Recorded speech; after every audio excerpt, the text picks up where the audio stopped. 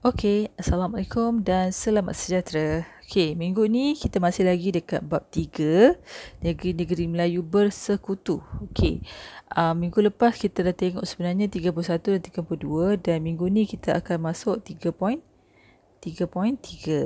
Okey, jadi untuk 3.3, okey.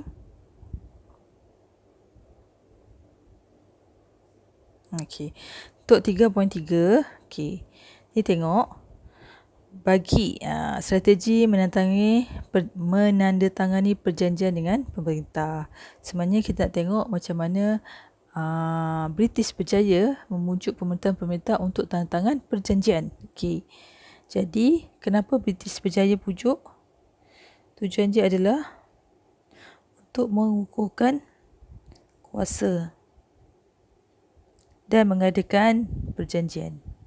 Okay, itu dia punya strategi British macam mana British menguasai pemerintahan ataupun pentadbiran dekat tanah Melayu. Okey, antara perjanjian tentangan, okey, sebenarnya yang ini awak boleh rujuk nota modul saya. Okey, muka di antara di antara muka surat 8 dan 9 tu ada satu nota. Okey, awak boleh cari perjanjian. Contohnya dekat Perak, perjanjian Pangkor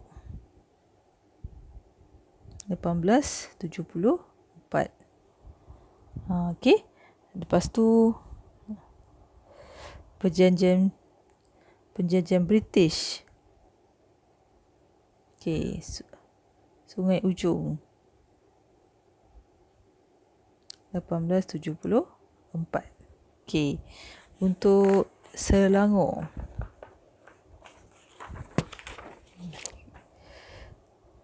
okey, perjanjian British Selangor 1875 dan perjanjian British Pahang.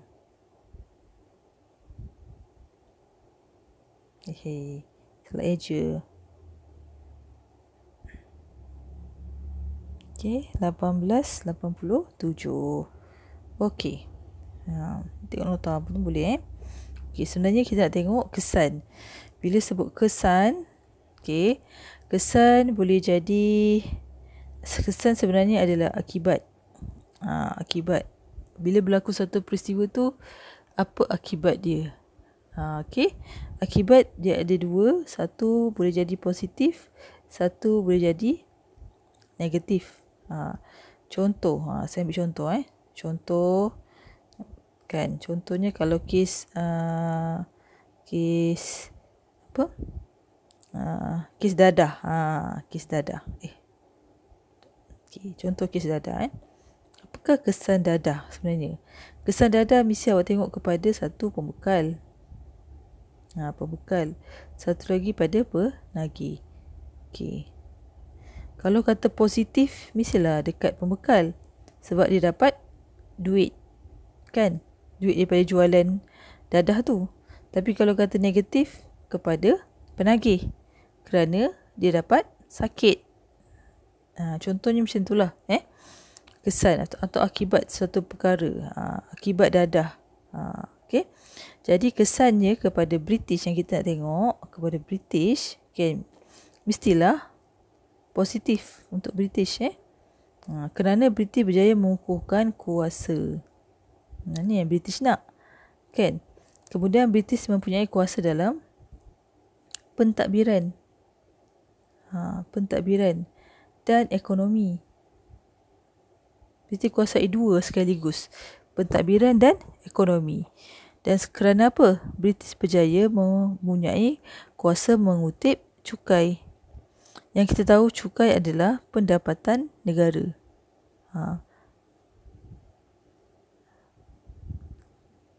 Pendapatan negara. Sekarang pendapatan negara pergi kepada British.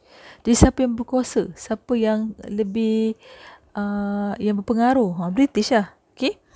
Dan satu lagi, macam mana British boleh menguasai dalam pentadbiran? Kerana British berjaya meletakkan seorang residen. Okay. Cuba tengok. Okey. Apakah fungsi residen itu sebenarnya? Apakah fungsi residen? Residen ni sebenarnya tujuan dia adalah untuk menasihati. Okey. Menasihati raja-raja Melayu. Okey. Dalam pentadbiran. Kecuali dua benda je. Agama Islam dan adat. Tapi semua yang lain British boleh masuk campur. Tak kisahlah undang-undang ke, cukai ke, kan, jenayah ke, semua British boleh campur kecuali hal agama Islam dan juga adat Melayu. Jadi yang ini untuk yang nama-nama sultan dengan residen pertama ni, awak boleh tengok muka surat 72 buku teks. Okey. Contohnya, sultan pada masa tu, masa presiden pertama diletak adalah Sultan Abdullah. Suka hati je kan. Sultan Abdullah. Dan residen pertama adalah JWW Birch. Nanti awak tengok yang ni, yang ini, yang ini dan yang ini, yang ini, yang ini. Tengok dalam buku teks buku 72. Okey. So kita tengok kesan. Tadi kesan kepada British positif. Dan kesan sistem residen kepada negeri-negeri Melayu. Kesan dia adalah negatif ataupun memberi kesan yang tak baik ya. Kenapa?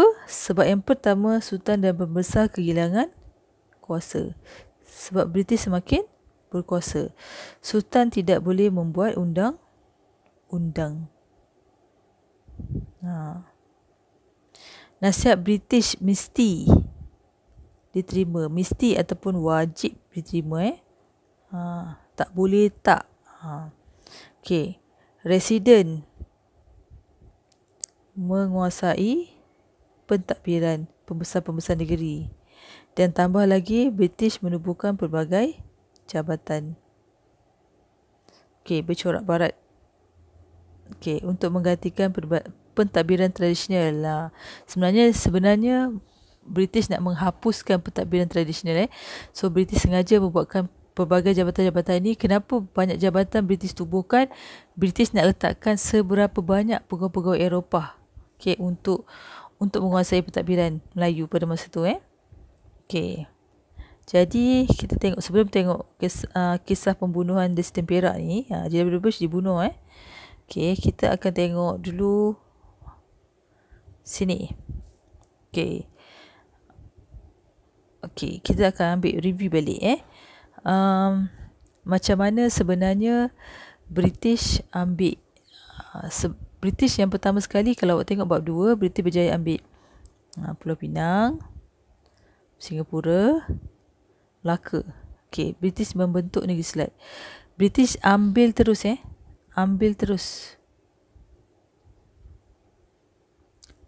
pisahkan terus. British Pulau Pinang terpisah pada Kedah, Singapura terpisah pada Johor. Okey, batu British berjaya membentuk negeri Selat. Okey. Tapi British tidak boleh menggunakan cara yang sama semasa British menguasai Perak, Negeri Sembilan, Selangor dan Pahang. Apa yang menyebabkan British nak campur tangan adalah kerana nak kata salah British 100% pun tak juga, kerana British berjaya memanipulasikan situasi yang berlaku. Memanipulasikan ataupun mengambil kesempatan di atas masalah-masalah yang berlaku kepada setiap negeri. Populasi. Okey. Itu yang British ambil. Dan British tidak boleh mengambil terus. Sebab ada sultan kan. Jadi apa yang British buat? British menggunakan kaedah baru, iaitu meletakkan seorang residen. Okey. Apa negeri-negeri Selat ambil terus. Negeri-negeri Melayu Bersekutu, British meletakkan seorang residen. Okey. So apakah kaitannya dengan pembunuhan JW Birch tu? Ada kaitan. Okey. Ada kaitannya, tapi kita belum masuk lagi. Kita akan terus masuk pergi ke 3.4. Okey. 3.4, okey. Negeri-negeri yang digabungkan menjadi negeri yang bersekutu adalah Yes. Perak, Selangor, Negeri Sembilan dan Pahang. Okey. Mengapakah British membentuk negeri bersekutu? Okey. Melicinkan pentadbiran. Okey. Mengelakkan. Ni dia. Residen menjadi terlalu berkuasa. Menjamin keamanan negeri. Memudahkan menguasai pentadbiran negeri. Okey. Jadi, nampak kat sini kita tengok, nampak tak perkataan residen ni? Pembentukan negeri-negeri Melayu bersekutu menjadikan residen jeneral semakin berkuasa. Macam mana munculnya residen jeneral ni? Okay, kita tengok sini. Sebenarnya dia ada kaitan dengan peristiwa pembunuhan JWW Birch. Okay. Okay, kita tahu bila British berjaya tantangan perjanjian Pangkor dengan Sultan Perak, dengan pembesar-pembesar, termasuklah kumpulan Jihin dan Haisan semua tu. Okay, British dalam perjanjian tu, British berjaya meletakkan seorang residen. Yang pertama, iaitu JWW Birch. Okay, kalau kita tengok balik, tugas residen adalah menasihati Sultan, kecuali dua perkara, iaitu agama Islam dan adat. Tetapi tindakan JWW Birch, sebab pada masa tu tak ada garis panduan sebenarnya residen ni kena buat apa. Okey, menyebabkan JWW Birch melampaui batasan sehingga membuat pertukaran undang-undang yang banyak. Okey, menyentuh isu-isu sensitif, menyentuh hal-hal berkaitan dengan adat, masuk campur hal-hal berkaitan dengan adat. Ini menyebabkan penduduk-penduduk ataupun pembesar-besar dan sultan juga merasa kurang senang. Jadi akibat daripada ketidaksenangan pembesar-pembesar tadi, maka seorang pembesar iaitu Datuk Maharaja Lela bersama dengan kawan-kawan dia ramai okey, mereka bersetuju untuk membuat sesuatu. Bermesyuarat berkali-kali untuk menjatuhkan ataupun untuk menentang penguasaan British dekat Perak. Okey. Tetapi tindakan yang diambil adalah terlalu drastik. Okey, iaitu mereka merancang pembunuhan JWW Birch. Nampak? Set. Oleh itu, beliau telah mengarahkan pengikutnya bernama Sepuntuk untuk membunuh JWW Birch. Okey. So, JWW Birch. Okey. Dan hari itu pun datang. Hari di mana JWW Birch tu dibunuh tu, sampai waktunya pada masa itu adalah JWW Birch pun tak tahu dia akan dibunuh pada hari tu. Yelah, siapa nak tahu kan? Dan pada masa tu dia sedang mandi, okey, dekat Pasir Salak, dekat sungai. Dan Sepuntum tadi, salah seorang pengikut pembesar Datuk Maharaja Lela, telah berjaya menikam JWW Birch, membunuh JWW Birch. Dan selepas daripada tu, adakah British berdiam diri dengan pembunuhan tu? Tidak. Datuk Maharaja Lela dan rakan-rakannya dihukum bunuh ataupun digantung sampai mati. Tetapi kesan daripada pembunuhan JWW Birch telah memberi impak kepada British yang menyebabkan British kena menjadi lebih tegas untuk menangani situasi itu supaya tidak boleh berlaku lagi. British nak menunjukkan kepada masyarakat supaya mereka tidak boleh menentang British. Apa yang British buat? British telah buat satu pentadbiran yang inilah. Dia telah menggabungkan. Sebelum ni negeri-negeri Melayu Bersekutu, masa British letakkan seorang residen dekat Perak ke Perak ke Selangor ke, pada masa itu negeri-negeri Melayu belum bergabung menjadi negeri-negeri Melayu Bersekutu. Okey, apa yang menyebabkan mereka bergabung? Kesan daripada pembunuhan JWW Birch tadi. Okey, kalau kita tengok, sebelum kedatangan Barat, Sultan berkuasa dan di bawah Sultan dibantu oleh pembesar. Tetapi selepas campur tangan Barat, masa tu British menguasai Perak, Selangor dan Pahang, belum bergabung lagi. Dan masa tu British berjaya meletakkan seorang residen. Selepas pembunuhan J.W.W. Bush tadi, lepas tu British kata perlu satu kononnya untuk menyelesaikan masalah, tetapi penyelesaian itu lebih menguasai, menjadikan British lebih berkuasa kerana British telah menggabungkan menjadi negeri-negeri Melayu bersekutu. Dan British meletakkan seorang ketua kepada residen, iaitu Residen General. Bawah Residen General ada residen, lepas tu barulah pembesar.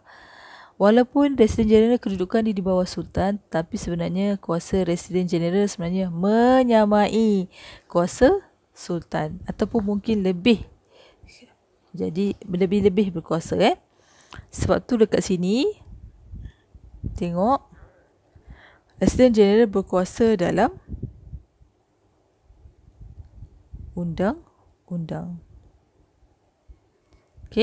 Residen General mengambil alih peranan Sultan. Residen General menguasai pentadbiran. Sementara Raja Melayu berkuasa dalam agama Islam dan adat.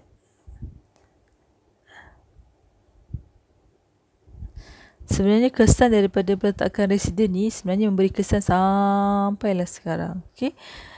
Sampailah masa kita mereka, Raja-Raja Melayu ataupun Sultan-Sultan hanya berkuasa pada agama Islam dan adat. Kesan daripada siapa? Kesan daripada penjajahan British meletakkan residen. Nanti kita akan tengok bab 4, British menggunakan kaedah yang hampir sama tapi tak sama. So habis untuk bab 3. Jadi awak boleh lengkapkan modul awak ini. Ada soalan sila tanya. Dan dalam minggu depan start Khamis saya akan hantar bab 4. Terima kasih.